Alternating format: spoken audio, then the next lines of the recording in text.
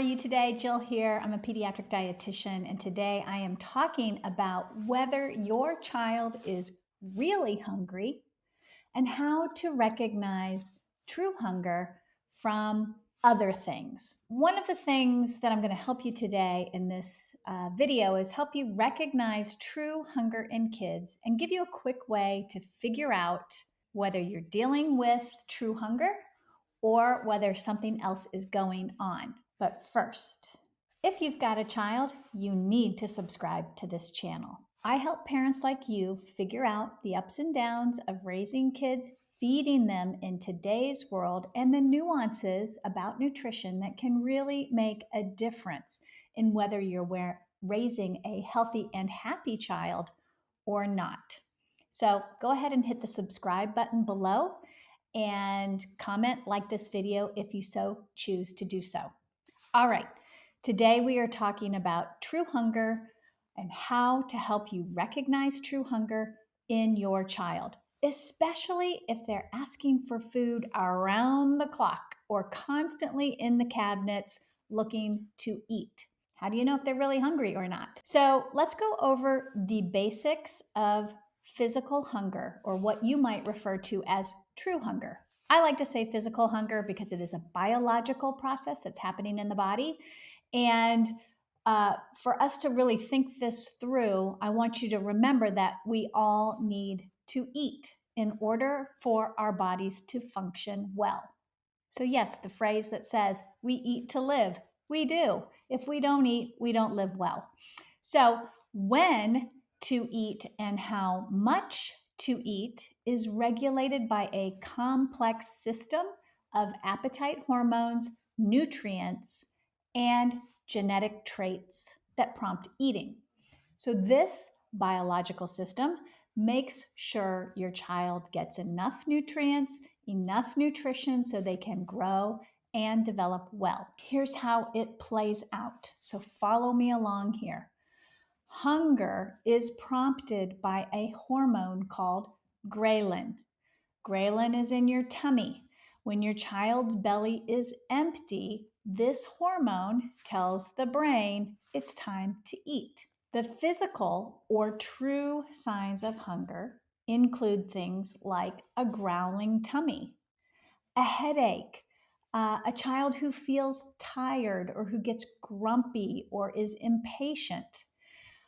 They can be mean, they can be whiny.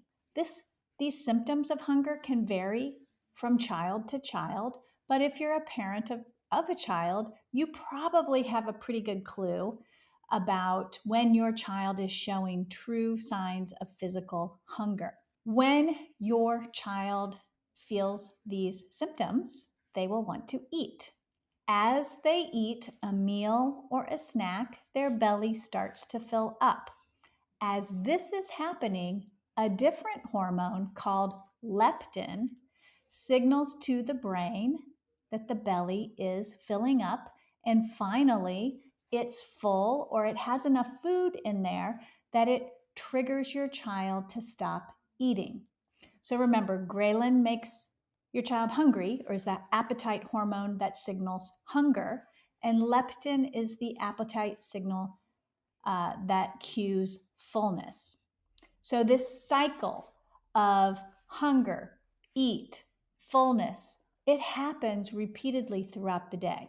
For the child, this will happen about every 3 to 4 hours.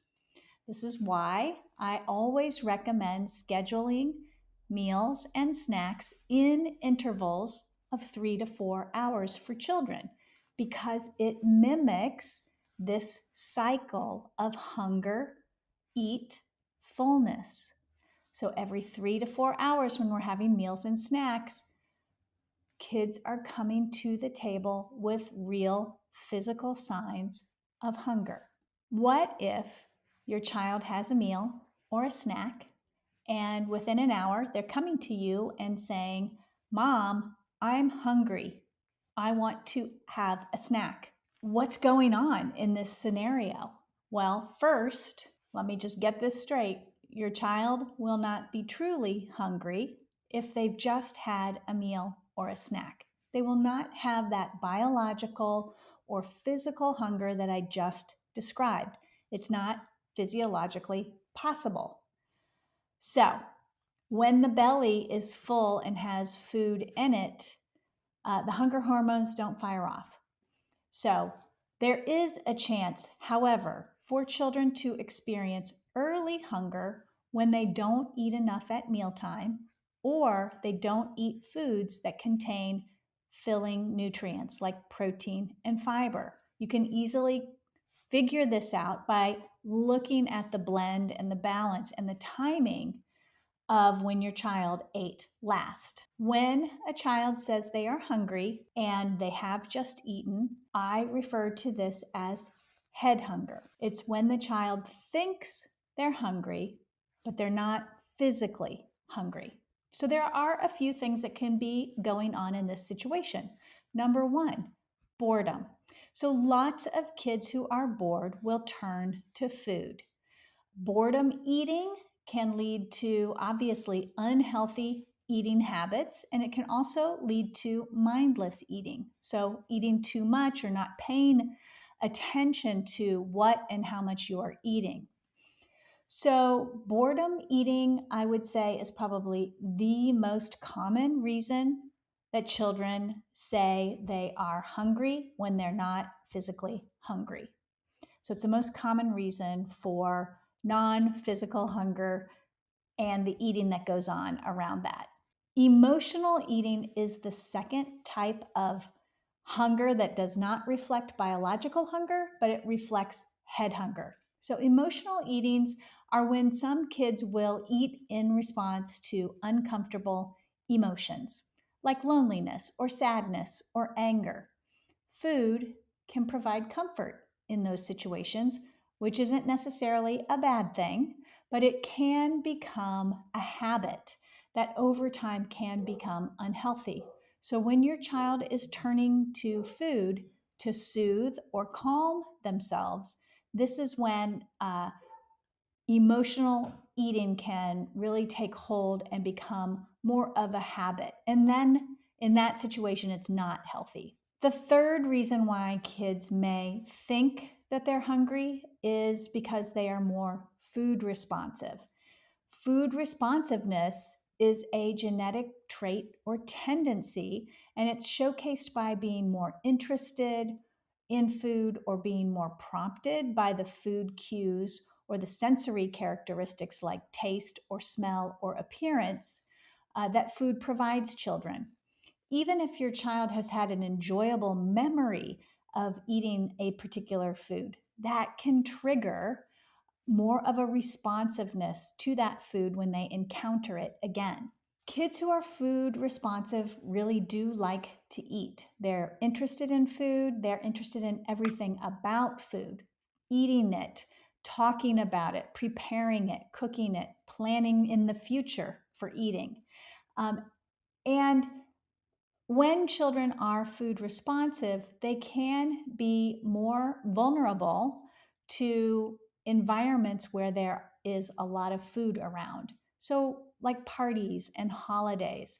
And in those environments or situations, sometimes children don't have good self control over what they choose to eat and how much they eat. So you might be wondering, why does it matter? Why do we need to differentiate between physical hunger and head hunger? Well, we all, or I, and most of us want our kids to be more intuitive and mindful with their eating, paying attention to their internal signals of hunger and fullness will help all children be able to better self-regulate their eating, how much they eat, and what they eat. I have a free download for you if you'd like to get access to it. And it's a download that will help you build more appetite awareness in your child. It's called Appetite Awareness at Any Age: Steps to Improve Recognition and Regulation of Appetite. And you can get this download for free by clicking the link below in the description for this episode. How do we recognize true hunger in kids? And how can you sort of use a triage system for recognizing this in your own child. How can you differentiate between true hunger and head hunger? So let's try this. It's a 3-step triage type situation where you are going to think of these 3 things. Number 1, when did your child eat last? If your child ate less than 3 hours ago, it is probably not true physical or biological hunger. If your child ate more than 3 hours ago, it probably is real hunger. And you'll want to offer the next meal or the next snack. Or if that's a way off, you might ask, would you like a piece of fruit to tide you over? Secondly, you want to think about what your child actually ate at snack time or at mealtime. If they had a good meal or snack with nutritious foods that are filling and satisfying, it's probably not true hunger. But if they picked at their meal or they filled up on minimally nutritious foods, then they may be really hungry. They just didn't get the nutrition that they really needed to keep them satisfied for that 3-hour block of time. So, what do? Do you offer a nutritious snack to make, or do you make them wait until the next scheduled snack or meal? It is up to you. You are right now presented with a teachable moment for your child. When kids have to wait, they often will learn that they need to eat when you serve meals and snacks. On the other hand, if you rescue the child who ate poorly, didn't eat very well at lunchtime or their snack time, and you decide, well, they didn't eat well, so let's go ahead and go forward with a snack. When you do this, you're rescuing them. I often call it rescue with a snack. They may learn that if they graze or they whine for snacks, that this will work. And this can become a habit. So you really have to decide which path you want to take. There's no right or wrong answer. It might be that you take one path one time and you say, oh, this is not going to work for me to rescue my kids. So next time I'm going to make them wait and own their decisions. So I often said this to my own children. You have to own your decision. You decided not to eat anything at lunch. You picked at your sandwich. You didn't really have much of a lunch. You have to own that decision. So we're going to wait until our snack at 3 o'clock. I know it's not comfortable, but every time you make a decision, there are consequences, and this is the consequence. We're going to stay on our structure. You're going to have to wait, but maybe next time you'll make a different decision. If your child keeps badgering you, this is the third little tip. If they keep coming to you and saying they're hungry, they want something to eat, and they're really badgering you about another snack, you can always say, would you like an apple? This is a great way to discern whether your child is really hungry or just thinks they're hungry. So you basically throw a question at them. Would you like an apple? If they say yes, an apple sounds great, then you know that they are probably hungry, truly hungry. If they say, I don't want an apple, I want a granola bar, then you know that they are not truly hungry, that the hunger that they are experiencing is head hunger, or that hungry feeling that they think is hunger, but it's not really hunger.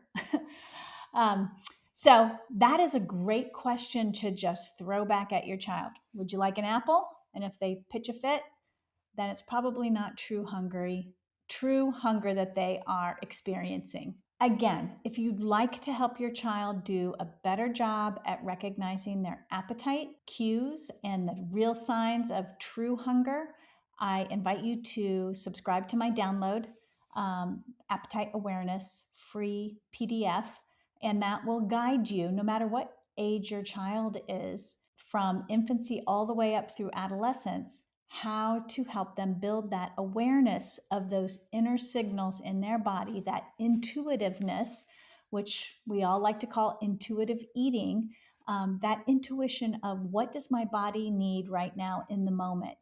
Am I hungry? Am I thinking I'm hungry? If I'm thinking I'm hungry, what does that really mean? Am I bored? Am I sad? So we want kids to start thinking about this and really, eat for hunger most of the time. It's okay to eat for emotional reasons occasionally. It's okay to eat out of boredom occasionally. Food can fill a role in those situations. It's when those behaviors become habitualized that we can start to run into trouble with eating regulation. That's it for today, folks. I hope you found this helpful. If you did, give me a like, subscribe to this channel, and don't forget to grab that download below. Bye for now.